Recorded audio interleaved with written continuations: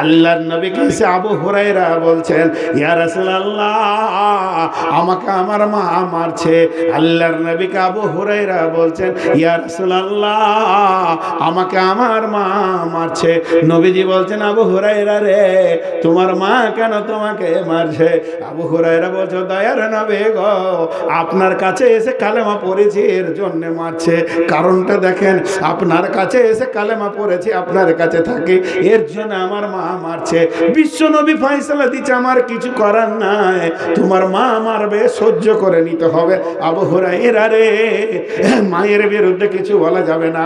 আবু হুরায়রা বলে ফেললেন, ও দয়ার নবী গো, আপনি আমার মায়ের জন্য দোয়া করে দেন, সেও যেন ইসলামের ছায়া তলে চলে আসে। আল্লাহর নবী দোয়া করলেন, হে আল্লাহ, তুমি আবু হুরায়রার মাকে তৌহিদের ছায়া তলে টেনে নাও। এই কথা যখনই নবীজি বলেছেন, আবু হুরায়রা মাল্যদর বাড়ির দিকে এত জোর দৌড়ছে, মনে মনে করছে আমায় আগে পৌঁছাবো না রসুলের দোয়া আগে পৌঁছাবে, দেখা যাক কার কত গতি বেশি আছে।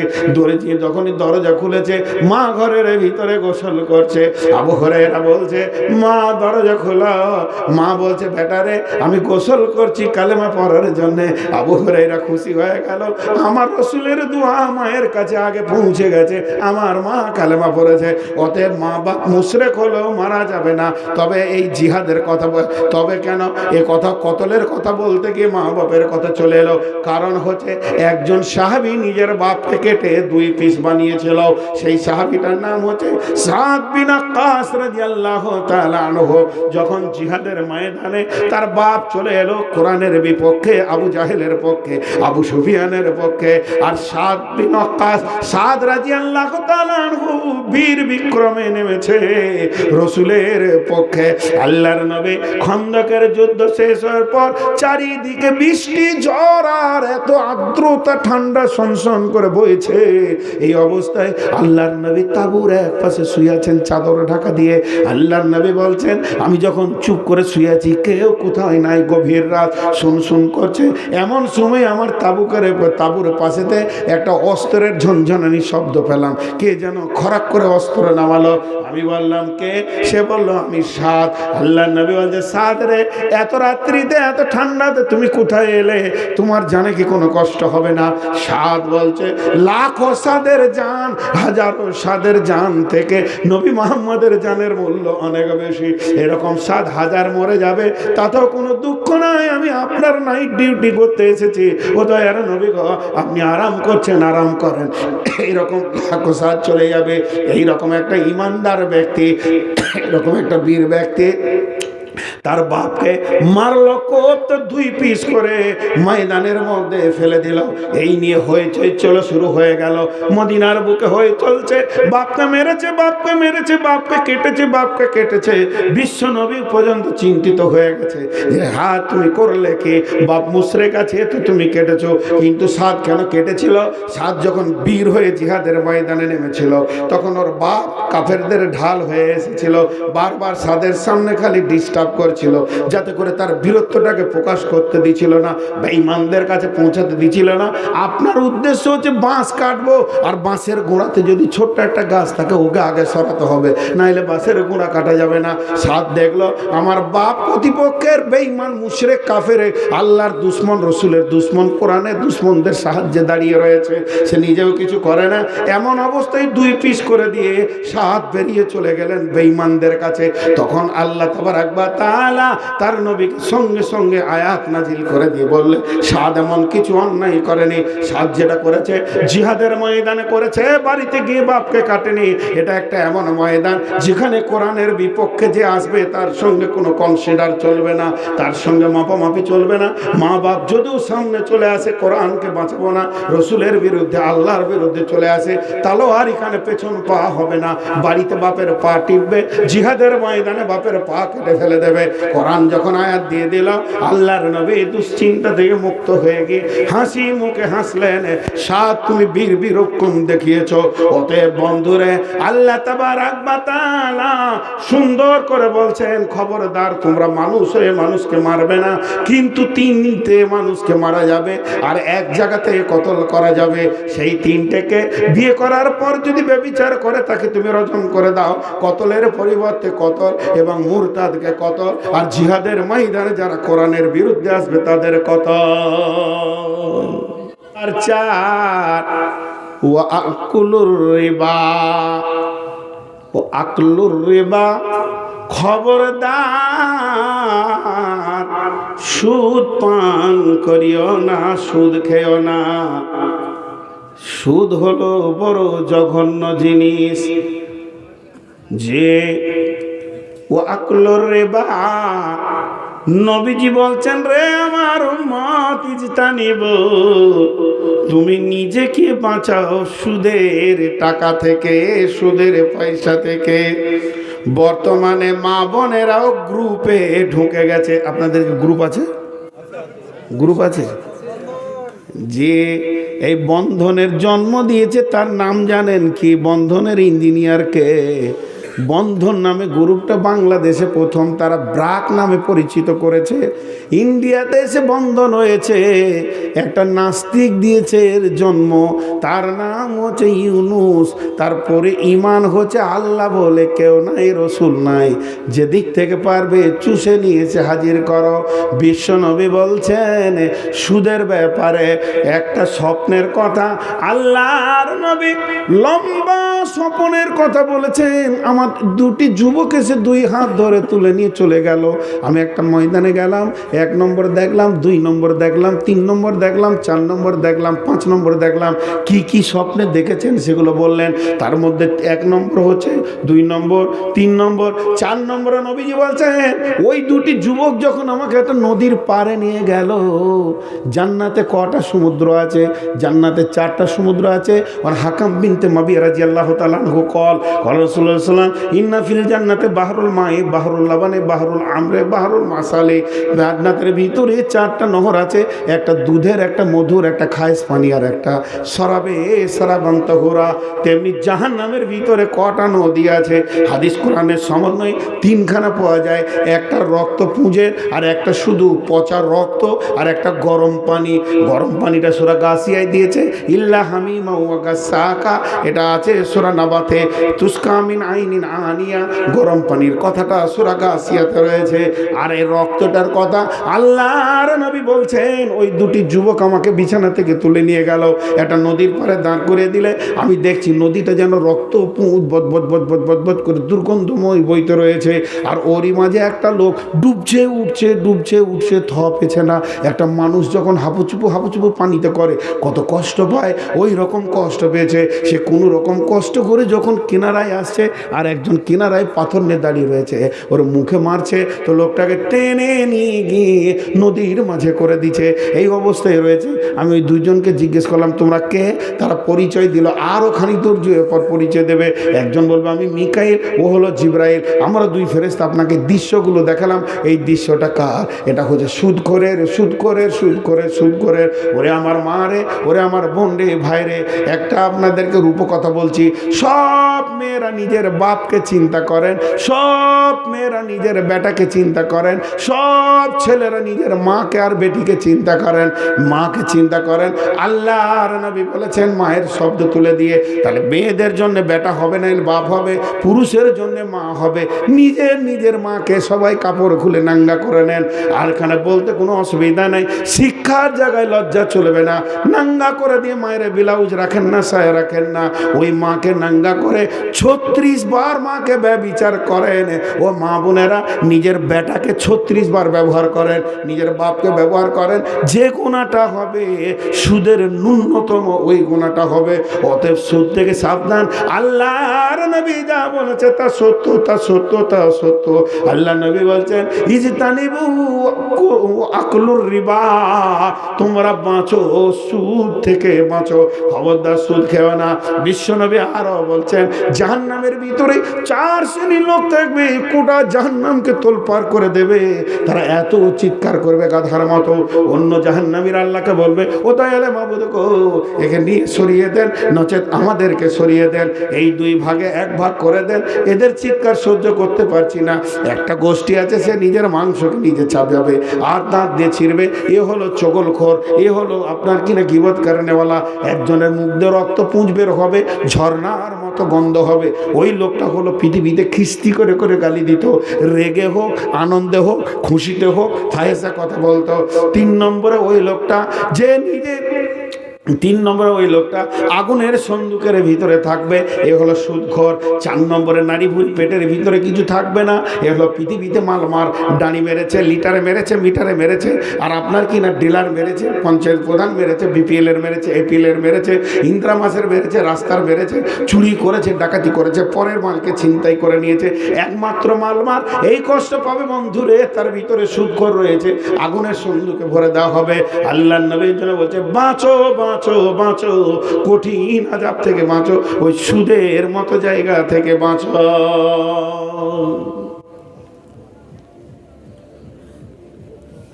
একবার ইস্তেগফার পড়ব, সবাই পড়বো, আমার সঙ্গে পড়বেন।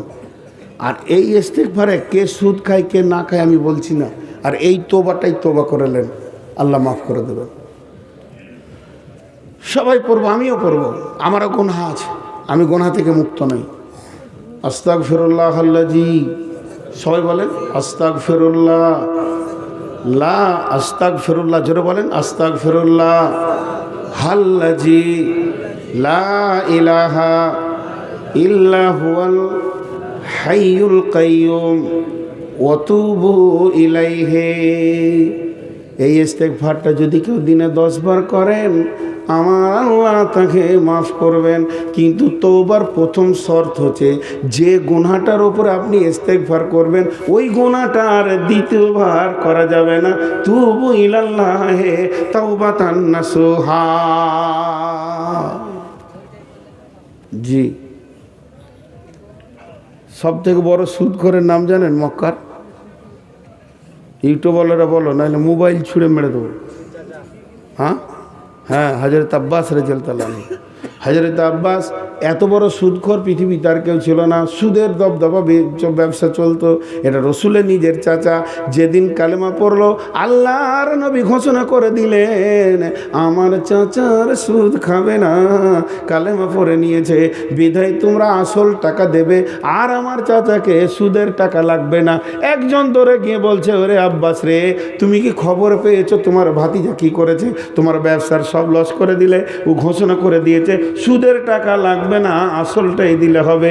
হযরত আব্বাস ঘোষণা করলেন, ও মক্কার লোক, মদিনার লোক, শুনে নাও, যারা আমার কাছে সুদের উপরে টাকা নিয়েছো, আমার ভাতিজা বলে দিয়েছে আসলটা দিবে, সুদটা লাগবে না। আমার যোগ্য ভাতিজা বলেছে ওটাই ঠিক আছে, কিন্তু আমি দিন ইসলাম পেয়ে খুশি হয়েছি, তাই তোমাদেরকে আমি একটা অফার দিচ্ছি, তোমাদের সুদ তো দূরের কথা, আসলও আর লাগবে না, মাফ করে দিলাম। জি, সুদ। তারপরে কি বলছে আল্লাহর নবী বলছেন, তাহলে কটা হলো? 4টা হলো, আর কটা আছে? 2টো। আমারও মাথা কাজ করছে না, এত জোরে গাড়ি চালাইছি তাও রাস্তা শেষ হচ্ছে না। বিসমিল্লাহির রহমানির রহিম। ওয়ালা বলছেন ওয়াকুলু মালাল ইয়াতীমি। এটা একটা লম্বা কথা আছে বন্ধুরে, এর তাফসীর করা বড় কঠিন। আল্লাহ কোরআনে এত সুন্দরের ব্যাখ্যা দিয়েছে। আল্লাহ তাবারাক ওয়া তাআলা বলছে ওয়াকুলু মালাল ইয়াতীমি, এতিমের মাল তোমরা ভক্ষণ করিও না। ওই মালটাতে বড় রিয়াকশন আছে রে। পৃথিবীর বুকে যত মাল আছে তার থেকে এতিমের মালের রিয়াকশন খুব বেশি আছে। এর জন্য আল্লাহ এটাকে সুন্দর করে বলে দিয়েছে, এতিমের মাল তোমরা ভক্ষণ করবে না। খবরদার, এতিমের মাল থেকে নিজেকে বাঁচাও, এতিমের মাল খাবে না।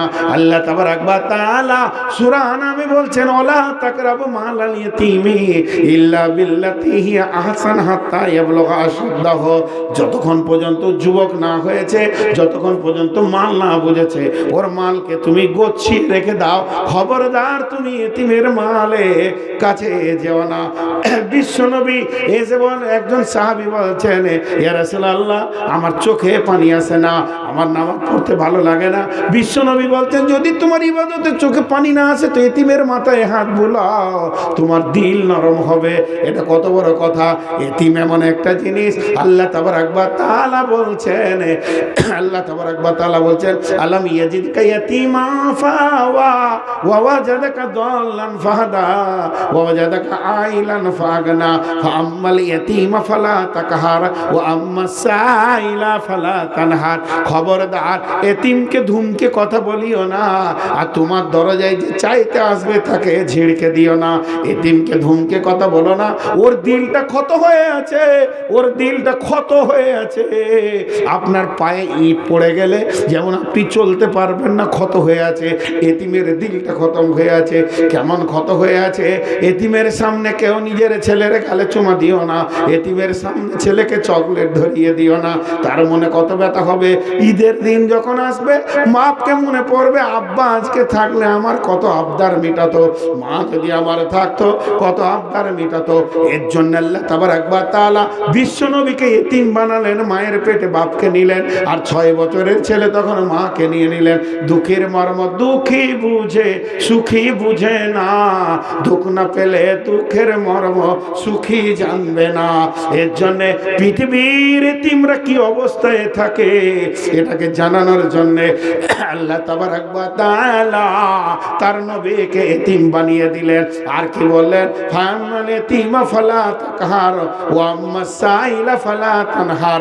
খবরদার এতিমকে তুমি ধমকাবে না, এতিমকে তুমি ভালোবাসবে, আর তোমার কাছে যে চাইতে আসবে একেও তুমি খবরদার পেটের দায়ে যে তোমার দরজায় হাত পেতেছে ওকে তুমি ঝিড়কে কথা বলিও না, ওর কলজেটা ফেটে যাবে।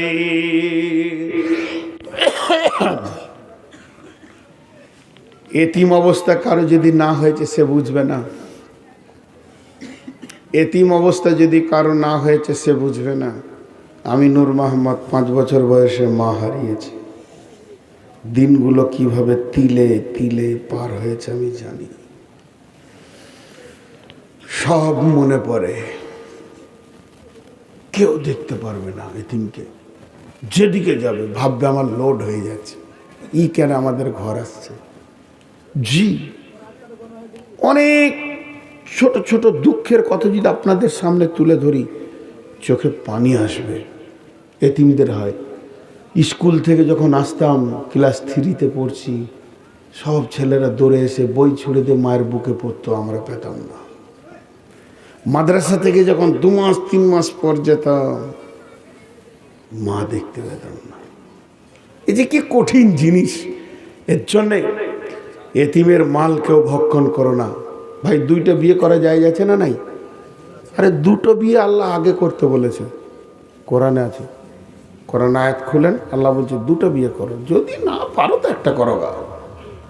তো বিয়ে 2টা করে বলি লোক ওকে ইনসাল্ট করে, কত রকম ছোট মনে করে। খবরদার, এটা যদি আপনি মনে করেন স্ত্রী মরার পর কেউ যদি 2টো বিয়ে করেছে তাকে যদি আপনি ছোট নজরে দেখেন তাহলে আপনি কিন্তু কোরআনের বিরুদ্ধে চলে গেছেন। কথাটা বুঝে আসলো? আপনি কোরআনের বিরুদ্ধে চলে গেছেন। তো অতএব 2টো বিয়ে করবে।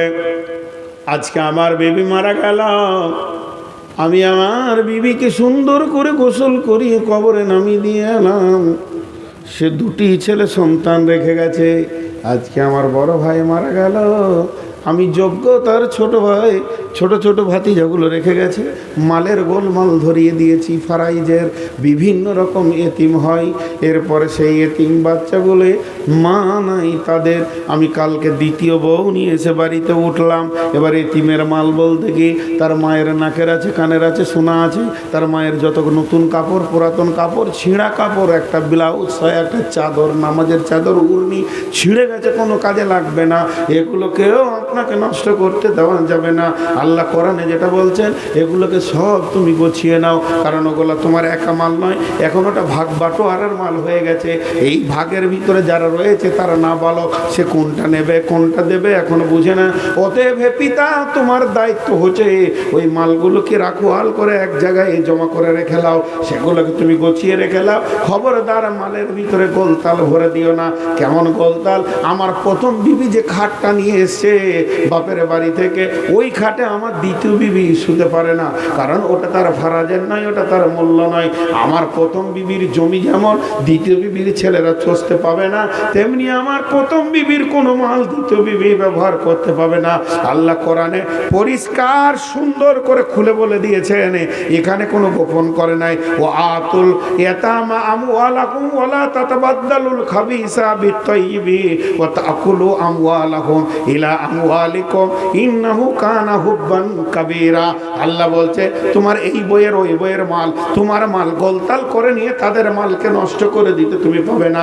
ইন্নাল্লাযীনা ইয়াকুলুনা আমওয়ালাল ইয়াতামা যুলমা ইন্না ইয়াকুলুনা ফি বুতুনিহিম নারা ওয়া সায়াসলাউনা সাঈরা। যে ইতিমের মালকে গোলতাল পাকিয়ে নষ্ট করে খেয়ে নিল, আল্লাহ তাবারাক ওয়া তাআলা বলছে শুনে নাও, সে পৃথিবীতে ভাত খেলো না, রুটি খেলো না, বরং জাহান্নামের আগুন খেলো। আর যখন সে কিয়ামতের ময়দানে উঠবে অতি সত্বর জাহান্নাম তাকে ভক্ষণ করবে। অতএব এতিমের মালকে তোমরা কোনোদিন নষ্ট করবে না। সে তো বোঝে না তার মালটার কি মূল্য। যখন সে বড় হবে, জ্ঞান হবে, বিয়ে দাও, মালগুলো সামনে নিয়ে এসো, বেটা বেটি এগুলো তোমার মায়ের, চলো আমার যা আছে আমি পাবো, তোমাদের যা আছে তোমরা পাবো, ভাগ করে নাও, তুমি খালাস। তবে এতিমের মাল ব্যবহার করতে পাবে দুটা কাজে, আল্লাহ দিয়েছে কোরআনে সরাসরি বলছে।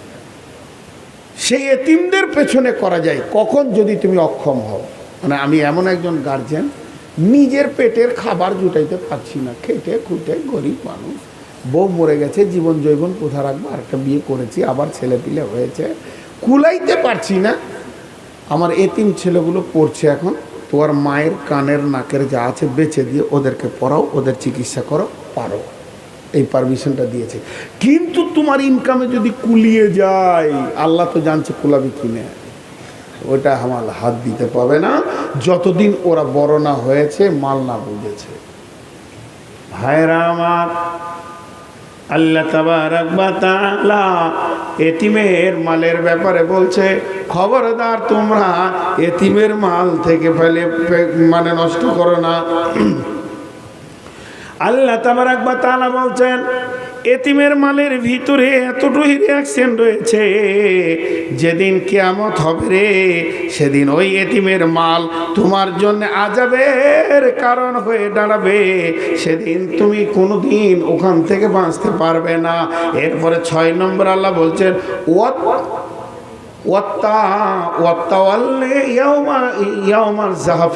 এটা আল্লাহর নবী আর এক জায়গায় বলেছেন ওয়াইয়াকা ওয়াল ফিরারা মিনাজ যাহফি, আর এখানে বলেছে ওয়াত্তাওয়াল্লি ইয়াউমাজ যাহফি। এখানে ইয়াউমা বলেছে, ওখানে মিনাজ যাহফি বলেছে। ওটা আহমদ শরীফের হাদিস। আল্লাহর নবী মুআয বিন জাবালকে বলছে 10টা ওসিয়ত করছি, তার মধ্যে একটা ওয়াইয়াকা ওয়াল ফিরারা মিনাজ যাহফি ওয়া ইন হালাকান নাস। আর এখানে আল্লাহ বলছে হে পৃথিবীর মানুষ, যখন তুমি জিহাদের ময়দানে নেমে যাবে, জিহাদের ময়দান থেকে কোনোদিন তুমি পালিয়ে যেও না, এটা তোমার বড় কাবিরা গুনাহ হবে।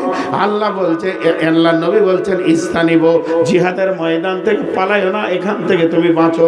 জিহাদের ময়দানে সামনে পায়ে রয়েছে তোমার জান্নাত, পেছন পায়ে রয়েছে তোমার জাহান্নাম। পৃথিবীর কোন জায়গায় যদি ইসলামকে বাঁচানোর জন্য জিহাদ লেগে যায়, আহমদ শরীফের হাদিস আল্লাহ নবী বলছেন ওয়াইয়াকা ওয়াল ফিরারা মিনাজ যাহফি ওয়া ইন হালাকান নাস। তুমি যখন ডান দিকে তাকাবে দেখবে সব মরে গেছে, শহীদ হয়ে গেছে, বাম দিকে তাকাবে দেখবে সব মরে গেছে, শহীদ হয়ে গেছে, সামনে পেছনে কেউ নাই, তুমি একা দাঁড়িয়ে আছো। তারপরও তুমি জিহাদের ময়দান থেকে পালাবে না। জিহাদের ময়দান থেকে পালানোর মতো কাবিরা গুনাহ আর পৃথিবী পৃথিবীতে আনায়। শহীদ হয়ে যাওয়া ভালো, পালিয়ে যাওয়া ভালো নয়। অতএব আল্লাহর নবী বলছেন ইয়াউমুল জাহফি ওয়া তাওয়াল্লাই ইয়াউমুল জাহফি, খবরদার জিহাদের ময়দান থেকে জিহাদের দিন পালায়ও না।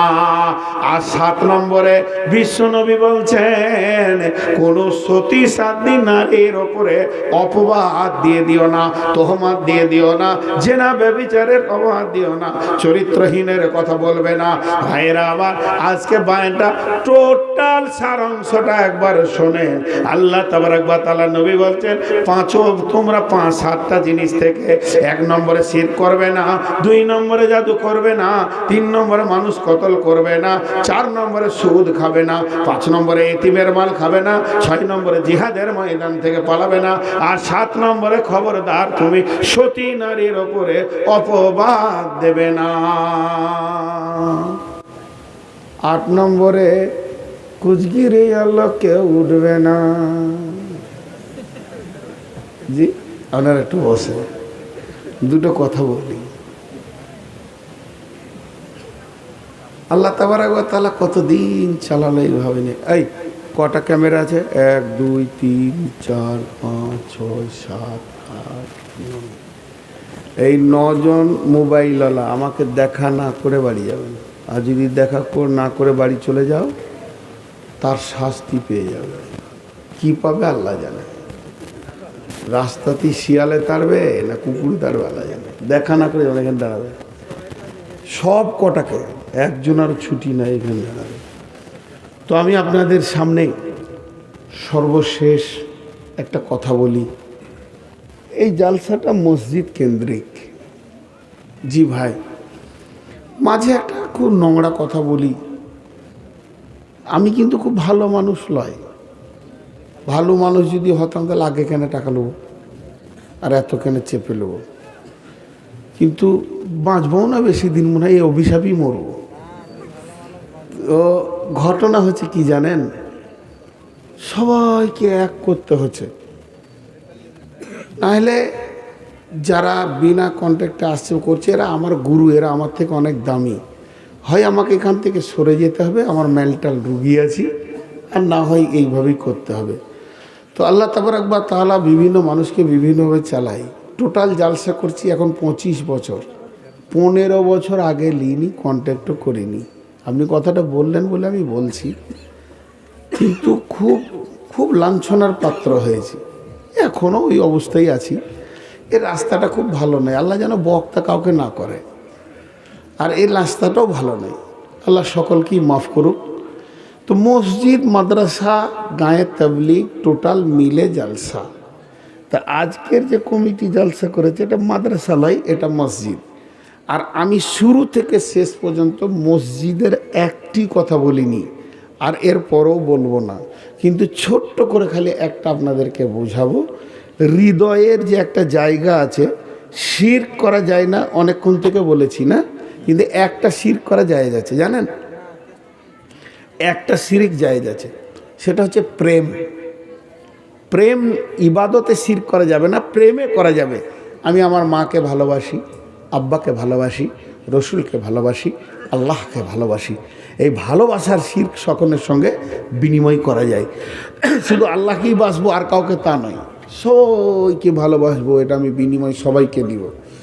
বিধায় এই হৃদয়ের অ্যালবামে যদি একজনের ঠিকানা থাকে, একজনকে যদি ভালোবাসতে পারেন, তো বিশ্বনবী বলছে তোমার আরশের ছায়াতে, রহমতের ছায়াতে জায়গা হবে। সেটাকে মসজিদ। ওয়ারাজুলুন কালবুহু মুআল্লাকুন বিল মাসাজিদে। অতএব যতগুলি লোক বসে আছেন, আপনারা ক্যামেরাগুলো খুলে নেন, সকলে কিন্তু এই হতভাগার চাদরে কিছু দিয়ে যাবেন। এই চাদর বিছিয়ে দিলাম, এই ক্যামেরাটা যার ওইটা আগে ভাঙ।